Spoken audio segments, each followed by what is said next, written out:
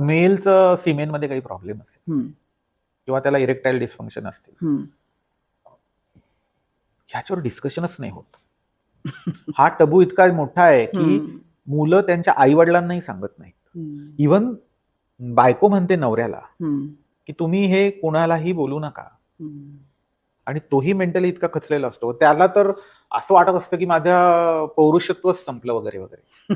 Actually semen अनालिसिसचा आणि physical relation ठेवण्याची क्षमता, इच्छा आणि क्षमता ह्याचा काही संबंध नसतो. दोन वेगळ्या गोष्टी आहेत पूर्णपणे. हम्म, फर्टिलिटी आणि पोटन्सी अशा दोन वेगळ्या गोष्टी आहेत. हम्म. त्याच्यासाठी ब्रेन मधून रिलीज होणारं हॉर्मोन वेगळं, हो. ते हॉर्मोन ज्या सेल्सवरती खाली काम करतं ते त्या सेल्स वेगळ्या, हम्म, आणि त्याच्यातून होणारे एंड रिझल्ट वेगळे. म्हणजे सिमेन हम्म. अनालिसिस फर्टिलिटी डिसाईड करतं, टेस्टेस्टेरॉन लेवल तुमचं संबंध ठेवण्याची क्षमता, इच्छा आणि क्षमता डिसाईड करतं. हम्म. दोन वेगळ्या गोष्टी आहेत. बरोबर. पण लोक त्यात गल्लत करतात हम्म, की सिमेन खराब आहे मग माझी क्षमता पण कमी राहणार, हम्म, आणि मग डिप्रेशन मध्ये जातात. हम्म.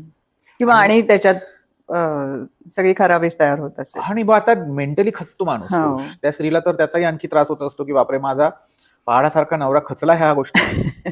आणि मग ती म्हणते की हे कोणालाच सांगू नका, हम्म, कारण जर तुम्ही सांगितलं, किंवा तो बाबाही विचार करतो की हम्म, मी जर सांगितलं हे तर याच्यावर चर्चा होईल, ती किती डिस्ट्रेसफुल असेल, हम्म, आणि माझ्याकडे कुठल्या नजरेने पाहतील लोक, हम्म. ह्याच्यावर चर्चाच होत नाही.